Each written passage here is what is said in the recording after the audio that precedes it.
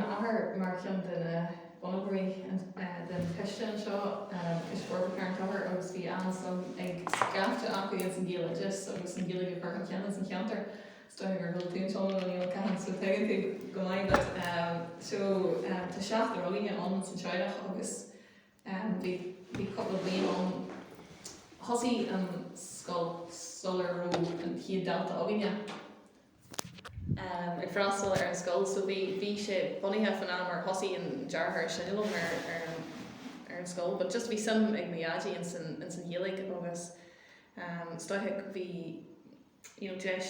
ige óil mar scoil ar an Bunscoil agus an sin an é sin bhí spéise go an agus bhí sé an Iardhalta agus ar cúrsaí agus stuff mar sin agus bhí gcónaí san aige so bhí sé ag gníomhaire an déis sin a bheith óín agus dóí sfar na just é óil mar an Bunscoil na Ghaeilge é óil ón tús so chuir tús leis an níoscoil an san cheantar is the cheantar an bhí an thosaí an Bunscoil tí Labhrann Aoife and then thosaí Virginia like ag freastal Fríd an Ghaeilge an sin so bhí seaachtaróí na Fríd an Bunscoil an seo. An choras ilig bhí sa bhí ní raibh níoscoil bunaí ná bhí osna Tóchair an scoil so bhí sé thosaithe bhí sé thosaithe drasta Tóchair drasta mar sé ar an níoscoil fásta so drasta mar ar fáidir ar níoscoil ag an tús stoithe an dearthar am sa é sin beidir an trí bliain den Bunscoil a bheith an so bhí an níoscoil an roimhe sin beidir an níoscoil an 5 bliain amháin an dé an thosaí an Bunscoil siúd a bhhartha, but then bhí sé deachar ag na teismóirí siúd agus ag an ciste an target agus an thaithí mar sin do bhg siad amach agus bhí siad mar scoil iad Ghaeilge in san scoil Bríd muon seo a dtír chéanna stoithe just tuisgur sé ráheachar athair agus an thaithí i bhhartha agus bhí Bunscoil Bríd an tíon sin hana féin agus Bunscoil eile a muí just so bhí na stoithe an thaithí ón scoil Bríd seo a bhí agóil stoithe bhí na hebrethe ag teitseman sin fásta so chuiríonn dá scoil a chéile agus rinne sin níos leidirthe stoithe so is ceann lomsa go amach na bhí me sé freastal ar Ghaeilscoil ar Bunscoil Lurry and then bhg mu amach agus Bunscoil ní Bríd sin a bhí an. Go bras, agus an cuioine de haí hain ar an níoscoil agus sin Bunscoil Lowry agus in Bunscoil Bunscoil Bríd Céir go cuioine nach bhí an atmosfér an nó an cáú ar well, is ceann just in Bunscoil Lurry gur just is ceann lomsa sin beidir go mis a tríblin ar a rang a trígum leis go ar bhag mé amach siad go Bunscoil ní Bríd achas ceann nó beidir an rang a Carn ní ceann go dtíar but just drawn an olig a bhí ar siúlaíine beidir is tuisgur scoil bag a bhí an agus níor méid an air san daoine ar an scoil gur muid chutha a chéile siad am níos mó beidir an rang a hí gur rang a Carn rolig an ní ceann but it's just ceann like siún an olige chur siú agus gur hánig na teismóirí isteach agus bhí halh go bhí nach seomra bhí an bochan a bhí san scoil más an bochan na chéile agus just gur si pláthaithe nar hánig mu le chéile le siún an olige chur siú an éana ceann just mu si bogí maithan seo bhí sinam gur an scoil tócha ar nua dúine bhí sé scarthol an scoil Bríd so is ceann just a bheith just gurún ionta mór agus ionta defriil ó Bunscoil Lurry and then bhí stoithe an níos mó spás aíine an bhí seo fásta bhí an gáirtín tosaí aín agus le park sugar a bháin níos mó it's just is ceann sin ar gar bheith just an nua agus níos mó níos má stáil go seachas bheith móhan well stoithe bhí mé óg nar thum if athair it's just gurú sé ar nua agus gurú sé bhí defriil bhí sin níos cumgaí an bhála for Virginia an bosaisteir scoil siad go maitharatha siad and then tamil an seo fásta and then ní mór an Jeffar an just cheann an gur sé ar nu like pastebog scrolling can do like brunnas no like agad agus bhíon colí scoile piece of Jeffar le scar mar sin, but sta have been oak so near I made shot Jeffar. Hard kind actually no so we been Mohan agus walking go school Gníomhaire cúig nó le David na múntóirí an sin chuoin am mar an faoin na múntóirí an mé sé a chaisiú go maith le oh aye níl chun a wallet well I know well just na múntrí hard temple is ceann just like nuair a das ar an éadú amach don Bunscoil scarad and then bhuaime leis iarbhunscoil a bhí an Bunscoil Stoithin agro am I know gom orthuach bhí siad an tus agus nar chuir tus leis an Bunscoil agus heag siad go dé bhí ní tarlú agus an takeíocht agus an like athraí a bhí an a réithna hála agus bhí mé a Lord lá agus then na múntrí a bhí ogan seo as cairdemuid leis tá a an múntrí bhí antú agus mé ar an scoil, but then chuid smóacu tá siad na choní hart temple na congra tá siad mar chuid an fóbal fásta so tá siad mar cardio go leis couple daine nachhol ag teagas níos mó tá na choní hart temple agus just bhí eispreisir dóibhms ar an Bunscoil bhí an dúlahms bhí den chuid smó bhí range bhí dá rang an le chéile so just no bhfuil mar sean soltas bhí mar bhí andú an san sport agus bhí mar ggóil ag blitzen agus stuff mar sin is just ceann an sin go mór Jeffar bhí an gurú much ag ggóil bhí máscan ag ggóil an tíad beardos an tíad gilig so is beidir gurú much ag másc ní cheann an mór beidir mas rudig gur hánig banisteoir ar tá a go coachlín rudig an isteach gurú much ag másc písa. But se sin níl a bhfuil roid mar ag máscí mór leis an tíad bearda. Tíad bearda go tíad gilig. Agus an raibh cuioine an cinál is that dynamic na tanga nó bhí siúd gael ó bhí daoine tíad bearda ó chun mar le dóim sé. Well bhí an hala a bhí ógin bhí sé an san scoil bearda agus whom sin an an lónaíthe agus ceann long gurú stoigh bhí mar jo le rang beidir chuig sé seach ar bhí mar níos cummórtasach ar go níos cummórtasach beidir le héad mar gurú siad ag fáil beidir I don't know gur siad ag fáil clós níos fudgean ná Virginia na rudigan ar Wahí Virginia sin stoithe nach sé tarlaí, but just ceann an ggóil ag an hala agus just hé Virginia gur bhéh sin an tíad bearda. Cé gur Virginia í lón an ga lá just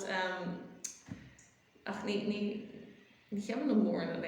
ceann gurú deacrachtaí an móran bhí féidir nach an gilig mrá a bhí obers a cheistí but och se like bhí country ar agáin a bhí gáil an ámas an ámas bhí jet a bhí gcónaí hilig Lord bhí si stoithe ag brú hilig nar bhí me John fásta ruí ag tá sin Angel groin leis an sin gachóir tusaí mábúh tusaí an angel groin de láhfuil ach tá bhí sé cin ósán mé éis mar spópan sé ach luú tú an cuman leúchlás gael tú raibh dúla is sport an sin bhí sin fit a fiúta le gapú tuisgur man duine ní mór an Bunscoil na eile hart gilige go leis an hart champion an cheantar so drastal daoine cinál ó ga Carn isteach go Bunscoil na Bríd so bhí a rang so lína bhí daoine as dunaí agus Kilrea agus hart champion an cheantar fad nach gur bunse le cum le fast gil so hína híon so bhí sé hína bheith gamars le daoine is gan intrama nach mé an Bunscoil de graf ag an tú tá scoil si áil ní bé an de agad gamars le daine as áit eile so bhí de hína stoithe gur rud mai a bhí an agus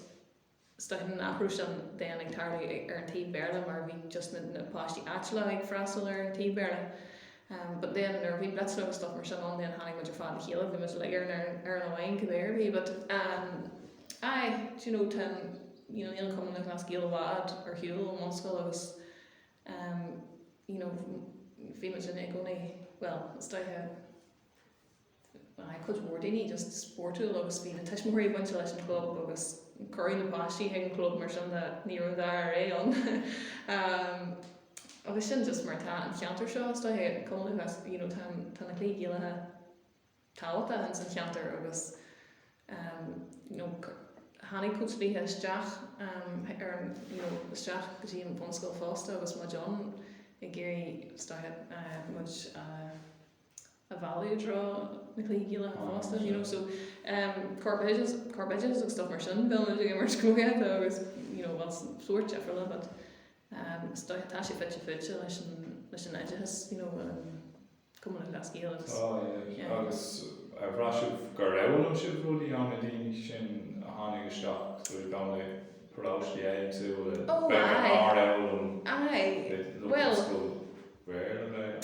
Well, Jerry né, but stoithe nar ein me an am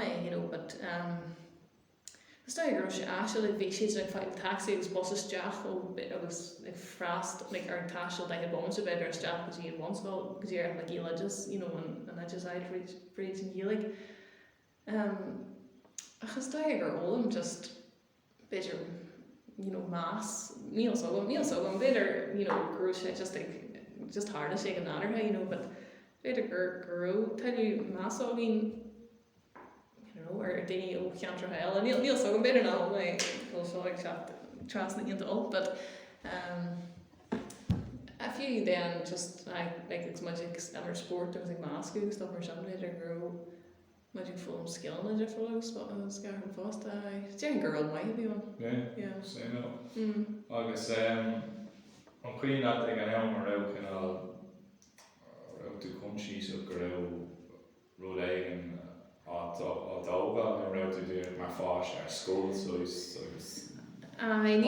sin ar béal hánig sin in é siadam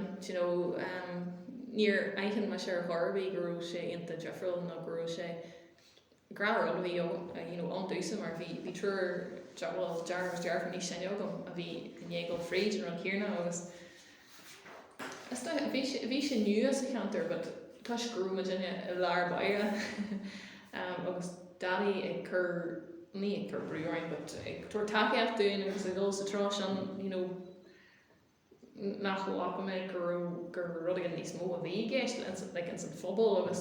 ó híh afhioch an Ghaeilge níor maithim me sin ag an am agus mé freastal but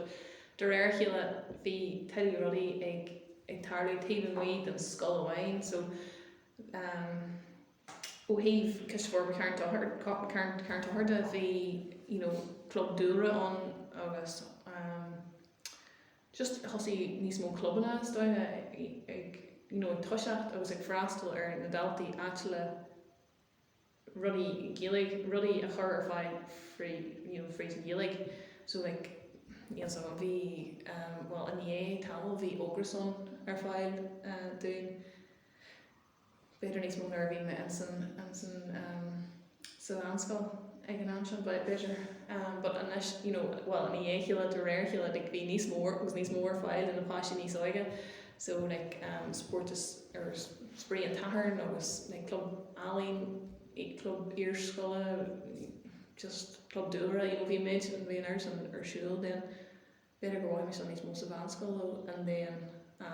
club Dhoire bin siúláí agus féil faoine crainte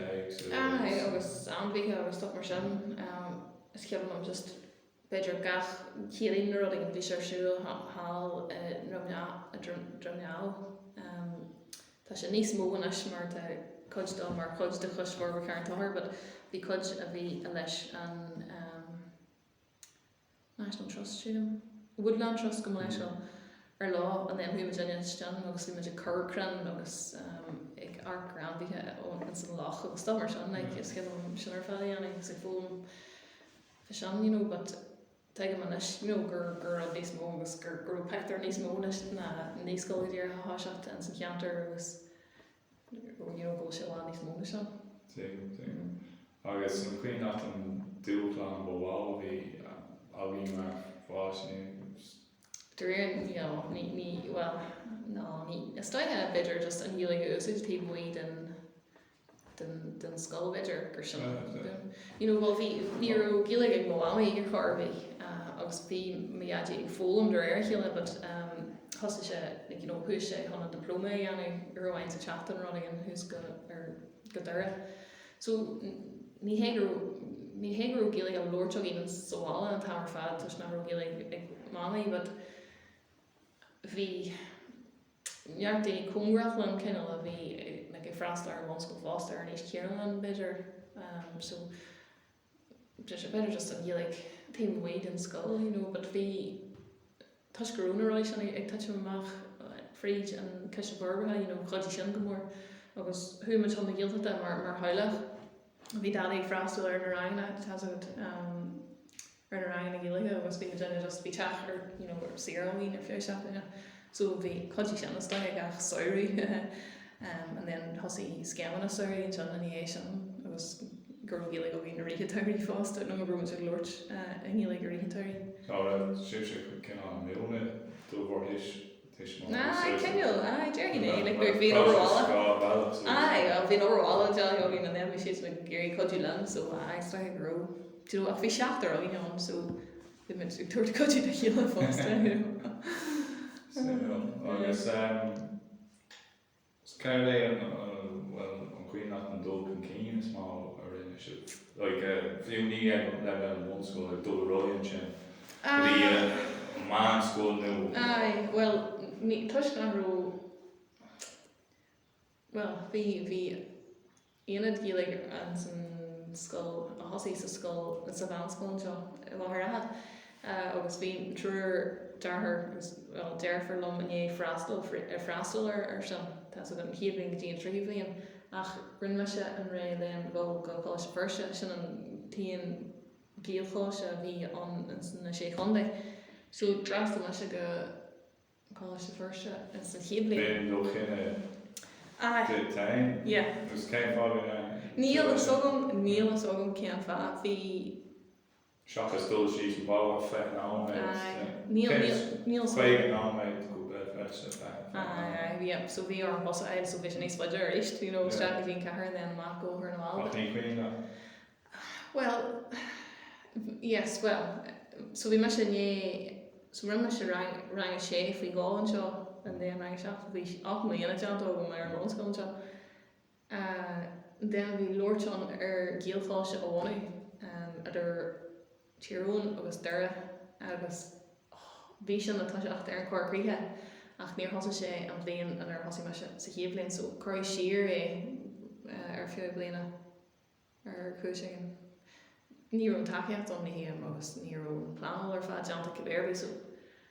is ceann an gur tháinig ceathlú dáine a bhí sé sin mar an cineál stúrthóir ar Coláiste Spéireann a bhí le tuiseach ar an cuaircríthe. Agus tháinig sé sin ag an teach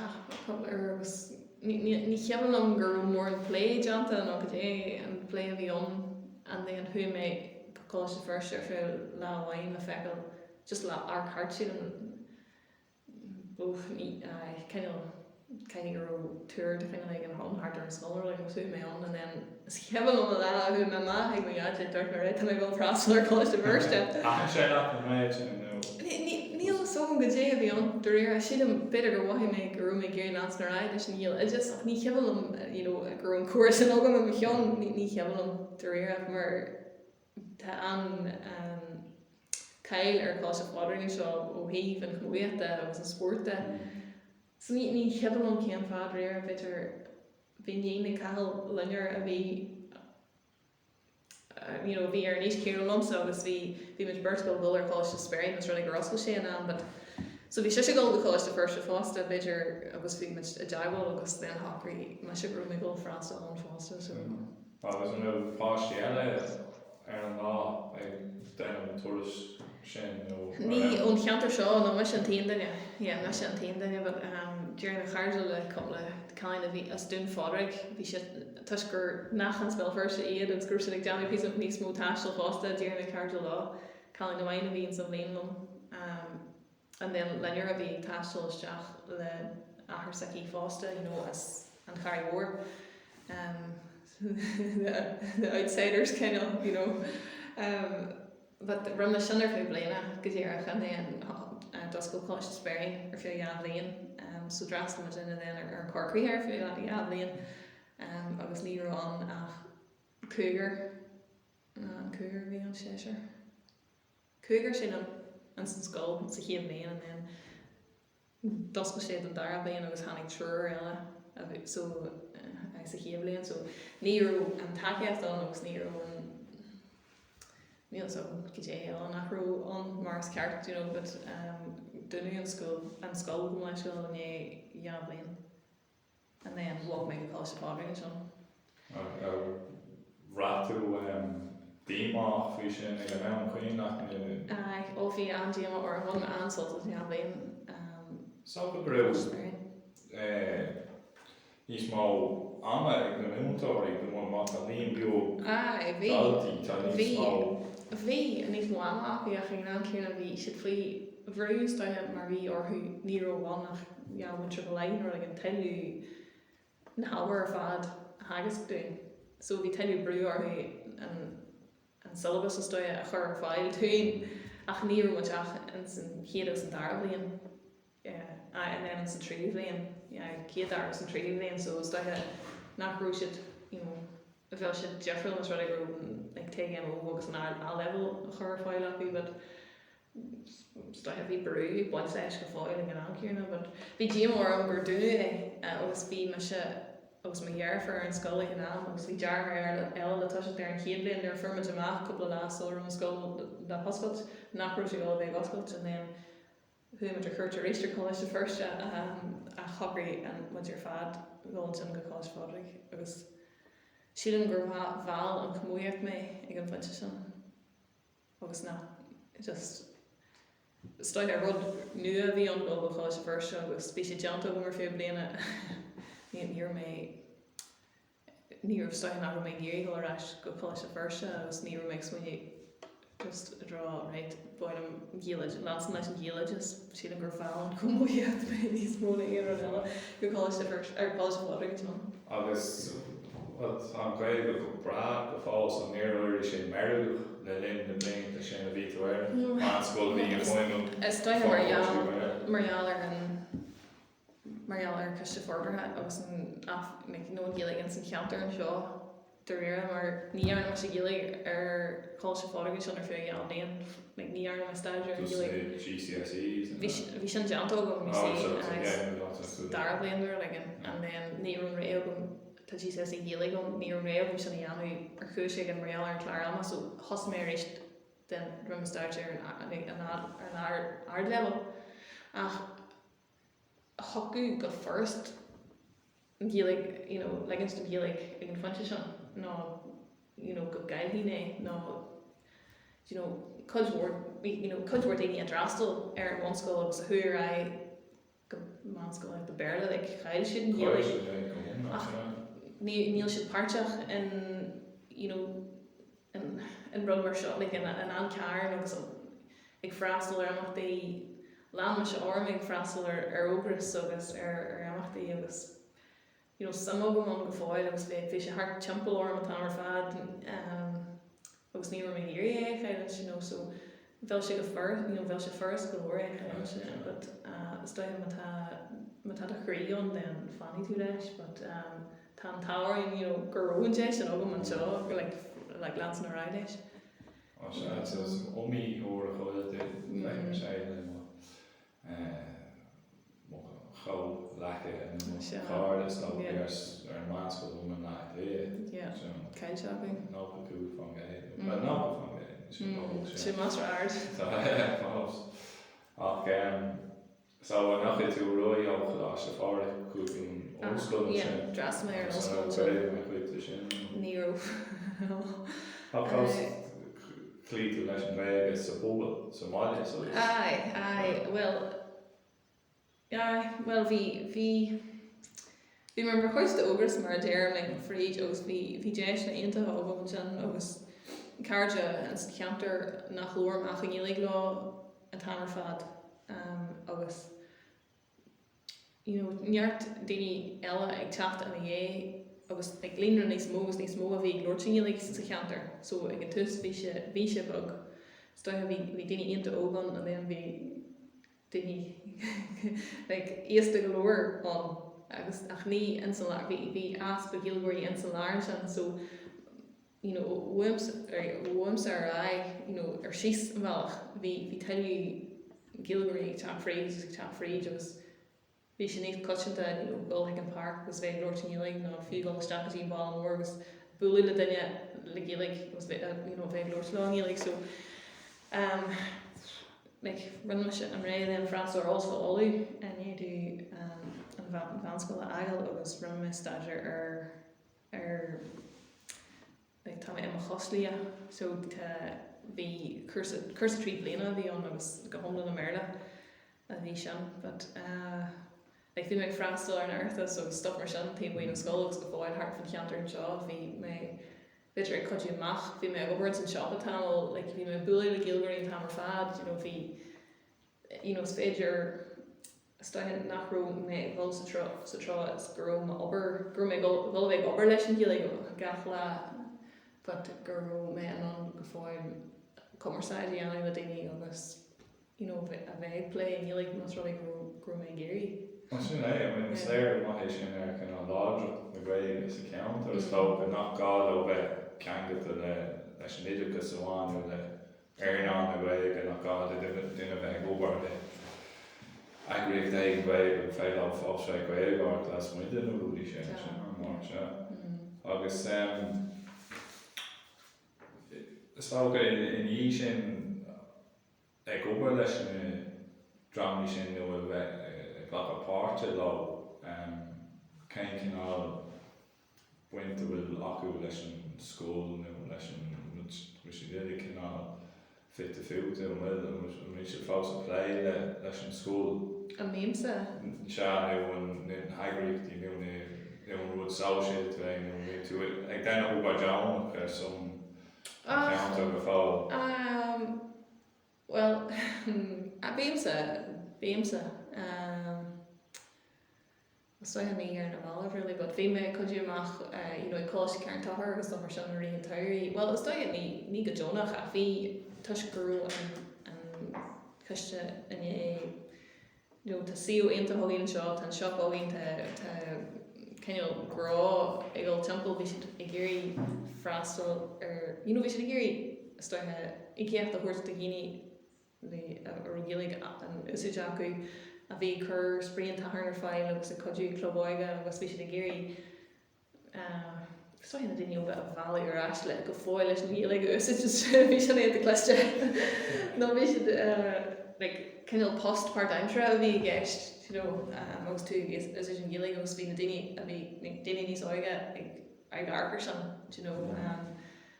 gur daoine níos sinne ag glóirte Gcoláiste bhil ní sinne an iad ag glóirte Gcoláiste agus asta í Lord agus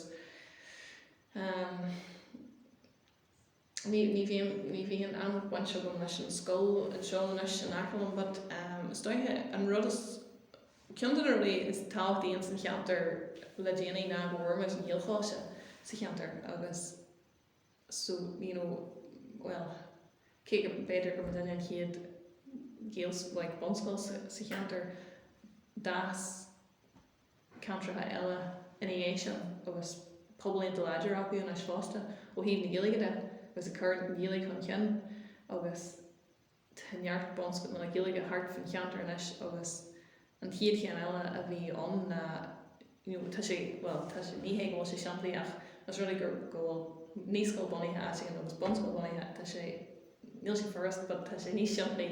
é sin a dhéanamh ar aistriú a réistéile agus sin ar a hála in dhéiscarcha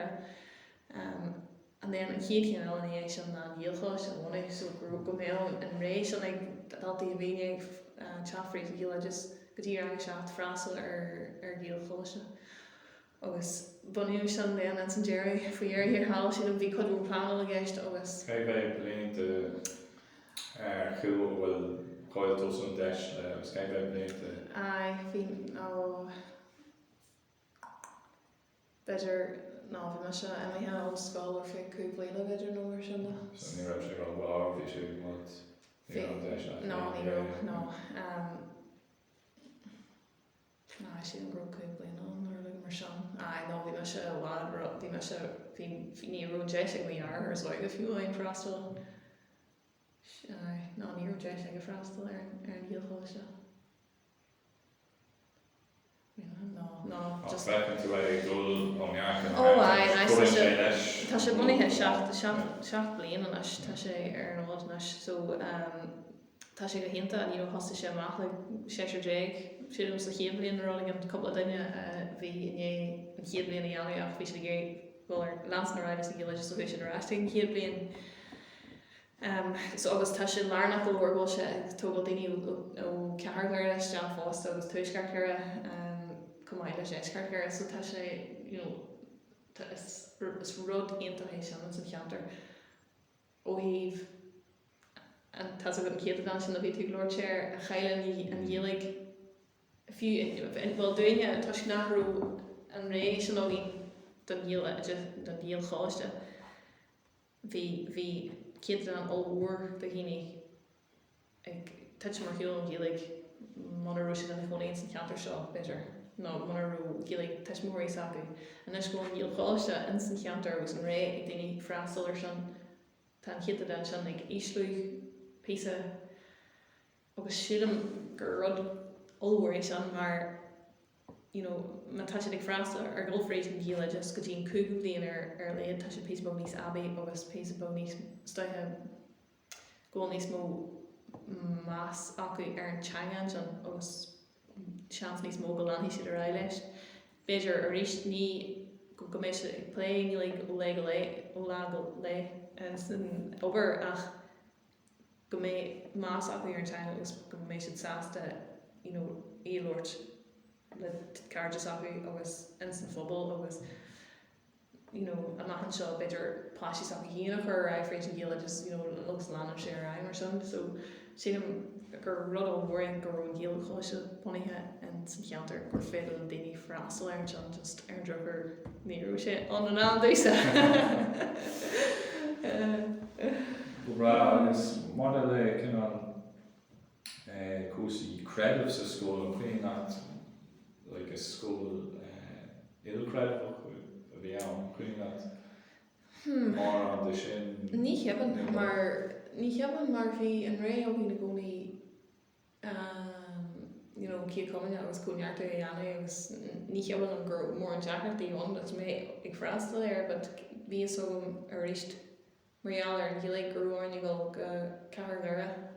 leis an cí cumanne a dhéanamh agus an cúnearta a gnáam sin. Tá sin áthra ó hen a ríist eile tuiscúil tailú deltaí in san cheantar ó ceantartha deafrail agus taigeann siad ar fád a chéile agus an ggóin service an gColáiste inis. Tuiscúil brú an stoithe ó teismóirí gur an brú sin an gur freastal ar na deltaí seo i gceantar sac a híon. But ní rúh sin mar sin agus ma déine ar an Bunscoil, but ní cheann an gur rud ó bhór just sin mar a bhí sé agus ag an am sin, but Bra agus stácha an raibh fiosagaí faoi cinál an gColáiste bhfuil luú tú faoi fios at ar Feirste bhí fios at ar Carn, well ar Dhoire gColáiste agus bhí tú háart ach raibh tú chun síos a raibh tú mar chuid de rud a bhí scoilní fódfáil na tíir an raibh scoilní nachlé gcóircí a raibh isagaí go bhfuil sin gurú sin cinna mar chuid tú líon ra scoilní gColáiste a fód. No, níor aithíonn was sin, no, níor aithíonn. Drastamid is is a réist ar an cultúr beidir an air agus an Feirste ar agsúil an ólaigh ná beidir rud an agus hánig was chéile scoil na deafra le ní cheann really gur teagfuil agam gur deafra a bhíon tá a gra a bhíon ní ar heag mé ag an an ar choirbí cúrsaí a deafra agus ar béir níos daine ar hiú níl so mé chéan fante, but is dóithe beidir is dóithe an éidir chéad bliana chréine ag gáis de Feirste agus nar bhhail mé coslia féin agus just bhí deacrachtaí an óíomh takeíochta ón rinne teis ag an am sin agus is ceann a bheith ag fannacht ar stíl ó cultúr amháin an éagrú takeíocht an rinn go bheith ógin nó nach ró ag an bhil sin is ceann níl so mar chóir but is stoithe sin an folateocht beidir nar haig mé ag gceart ach an aird gur rud mí smó bhíon níl so sa tríhí bliana stoithe bhí mé an am sin is stoithe bhí me sin go dtíortha ar scoil agus mé gur fannacht ar an scoil sin beidir haig mé gur aigedaí agus takeíochtaí an rudaí a fiosú agus daoine a bhela daltaí a bhela ar an scoil stoithe ar haig mé chéann grú teis mó ré ag ar an scoil agus ag ar feiban an maidir le teige mó agus A-level agus stoithe ar haig mé sin but it's just stoithe ar haig mé céan fá nach teocail an lás na ráidéis agus gColáiste a bheith ina scoilíonta but sin mar chuirde chéistóir fan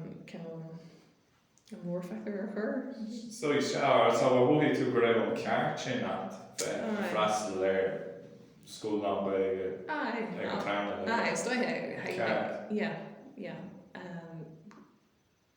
stoithe nu an éis go dtír go hasasta seo ní mé gé fócaí chu rá ar tú ceart an tangan teigem but stoithe nar haig na ceann nach deocanm bhí sogam gurú chuig ábhar sé ábhar 7 ábhar ar fáil i ngéalaigh ag gáiste fádaigh in Bunscoil cúmrathil ach bhí tailú bhuaim agus níl so go mar héile ag an am so sin an leis agus níl fáil an leis nó gurú níos mó sin tiltte agin mar bhealtaí mar páistí mas rud ag gurú an rééis sin ar fáil nó nachrú sé ar fáil cin fan nachrú sé ar fáil agus beidir gur béis sin an fáil ar as mé ar coslia Feirste níl so go dtíoch but gurú sé géirí nás na ráid leis ag an am sin just gurú mé géirí nás leis beidir gur haig mé ag cool na cheann gur cultúr trid ní trid ach brú agus takeíochta an Bunscoil a bhhainigh an san cheantar agus gurú mé géirí nás na ráid sin beidir gur tháinig sin fríd maithair gur an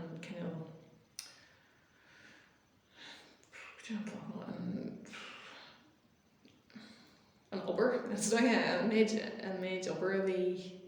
deanta acu leis an bhaint amach beidir gur tháinig sin fríd maithair ó gur bhaid é réit chiad go bhile an éit an níl so but stoithe an ceart a bheith ó an freastal ar lás mar ailes níl just an stoithe agus i d éag mórfictúir an sin thar lear nó bhí tú ar scoil an sin nó ar scoil ina dhí nó fiú ina dhí agus tú fás ar das an níos raibh tú ábhach ar neontangacha nó glúiseachtaí cosúla tír eile bhí mé mar chuid bhí mé héana agus cúrsaí sa cheantar mar chuid mar báil ar ógras agus an sin choirí chéistóir na milliúnta éirí bheith ag sí ar an cheiste mar daoine óga ar an cheiste mar báil cheiste agus bhí me sin ag bhil síos go báil chléa ag freastal ar na cruinnithe seo but ag furmas an bus síos. Oh my god, but bhí ancraach go buint leis thumas síos beidir trí na ceir ura and then choirí céisteáin ar muid a géirí freastal ar like mil fáglaigh teapla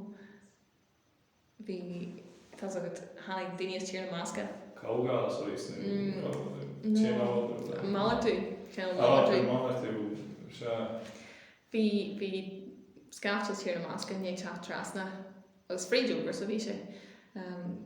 go gaiileh sílam agus bhí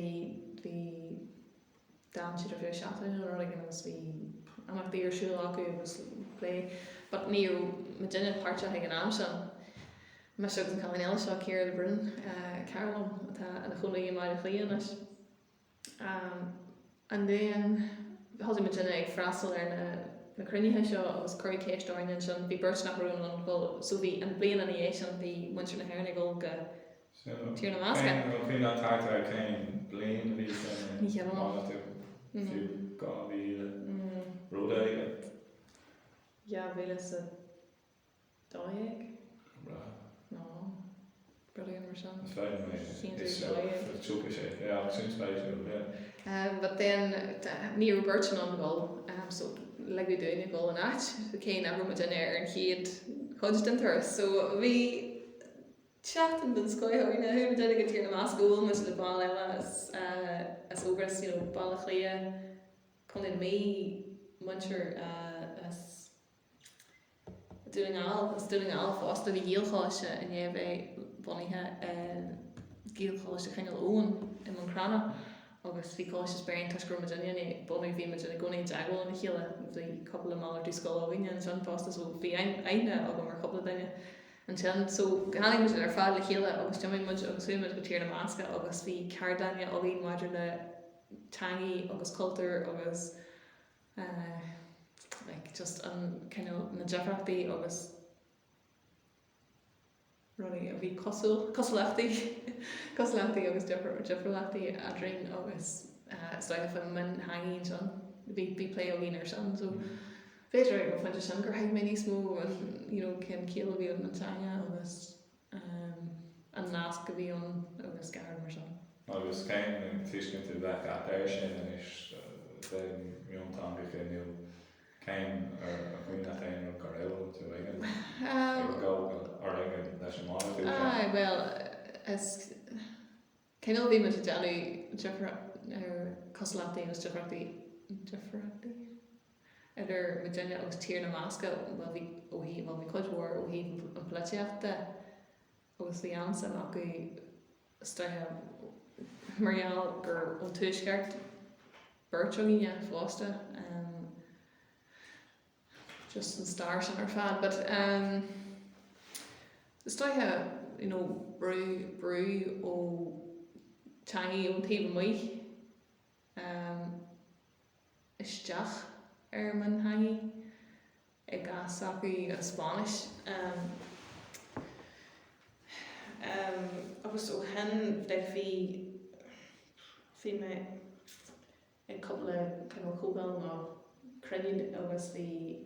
teangaí eile a phlé acu seo hí gColáiste nó idirhes mhaisce agus rudí an usisteir a dtíar na másca agus cinnal an cúrsaí acu ó hí básca se agus duna daoine háin son agus strategy stoithe leis man teanga a chur sa phobal ríist agus legaid do bhil úneart goneart dóin a deafla le go úneart goneart but ní cheann an cultúr fan an actual JV Tá sé cá fád áhain tá sé ar na neir ruí bhain ach an sin well ar buine amach well an íse bhí hagur bhar dús ní cléan an ceissin go dtír le seach mar an fhí seach mar léir dús páistí na déag or bhí ach an bhfuil mar sin an fhís actain is agus an bhfuil sé le buint amach Well, you want a lot of fish, voice, and so much. Choreography, okay. Jane and fish of V on. And fish of V on, it's cúrsaí. Níl so go me se bunch of math go John your is féidir kind of correlation fish no a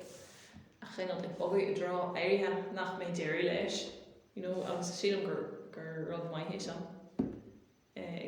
gúnig ge fiosú ar gáig táin an seo hosí leis ní scoil agus leis Bunscoil agus le cos for ceann Dhoire bhí gurí an dhéalaigh chur an cheann sa cheantar postna chrobhín sa cheantar daoine a bhalaithe cheantar agus daoine a cheann sa cheantar a le marall ar dhéalaigh ceann nó ag dhéalaigh mar chrí airde san agus leis an charm an dúra leis an siopa daoine ag teacht agus ceann stuff an shop agus airí agus an choir leis an chora agus bhí me in rámaí atla tá aistriú cheann Tóchair an seo Dhoire le dhéalaigh lánsan leis an dhéalaigh agus chur le dhéalaigh daoine a chur ggóil sin comporta ag gusid na dhéalaigh ar gusid an dhéalaigh agus just gach Dhoire gur féidir fríd an cheol rang an Urlisha tas a bit cable like saying Urlisha tan rang a hags can you like was just and then a cafe was to just ta gachrod ar fáil even seo a bheith much a géirí ó ach ag an anchúna heag a gcónaí a bheith ag athrú a drá amhain nó ag chur leis agus tá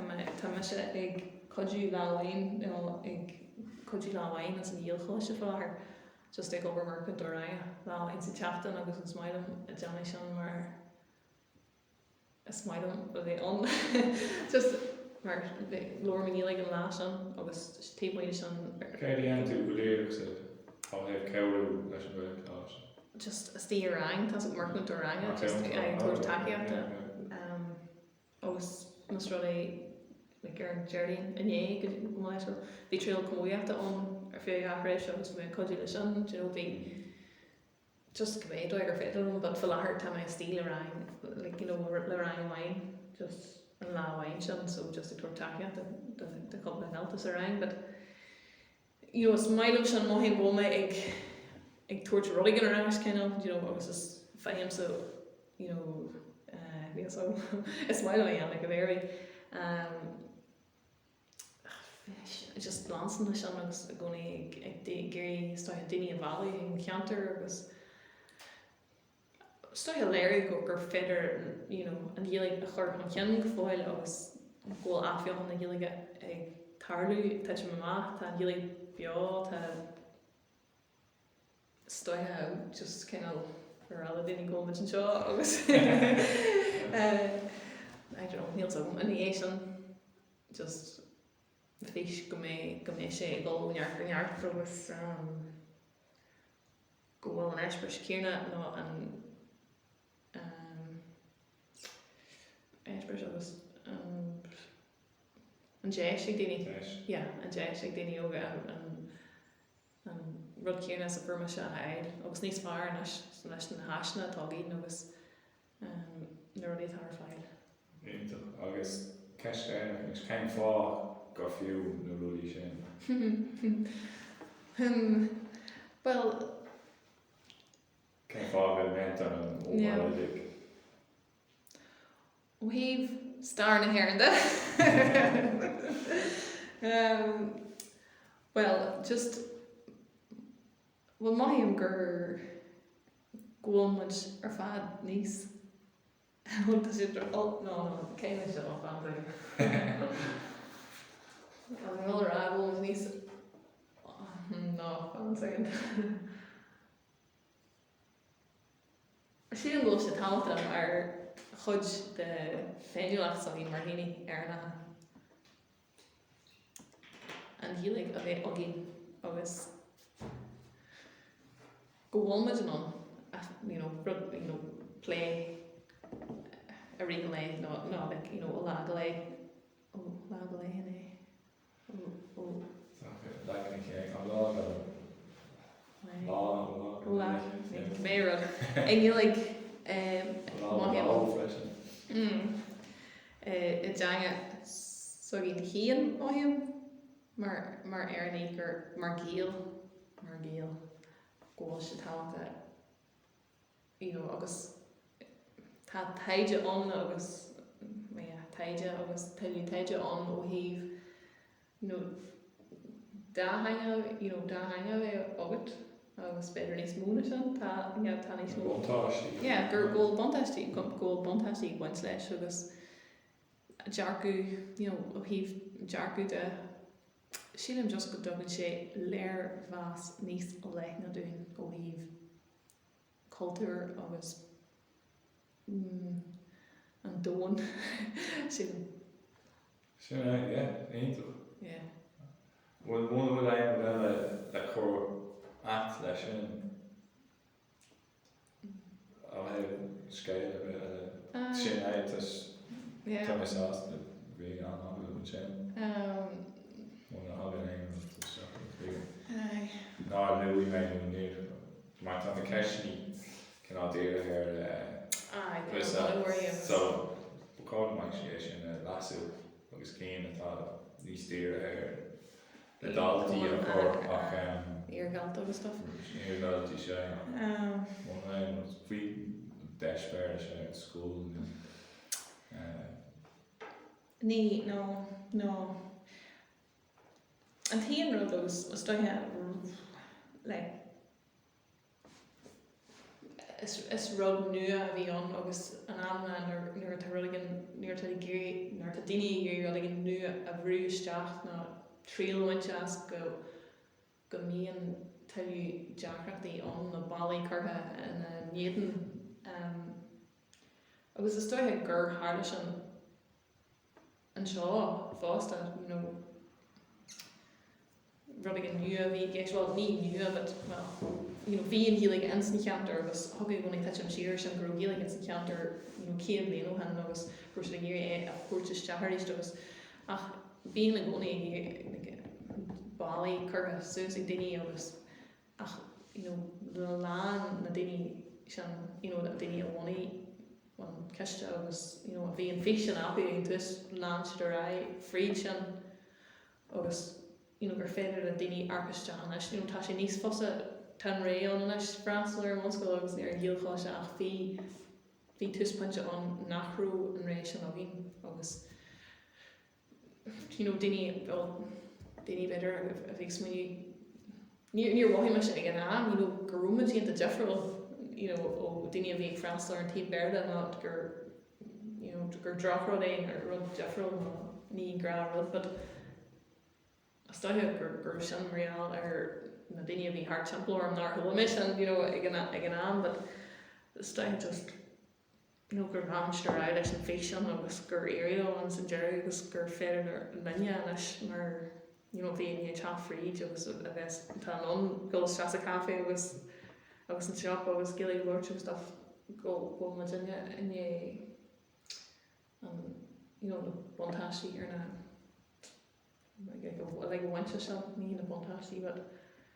ag an usaid ó bhainte sin ar fad inné duna daoine sin so stoithe go gaiime a inta buíoch as sin agus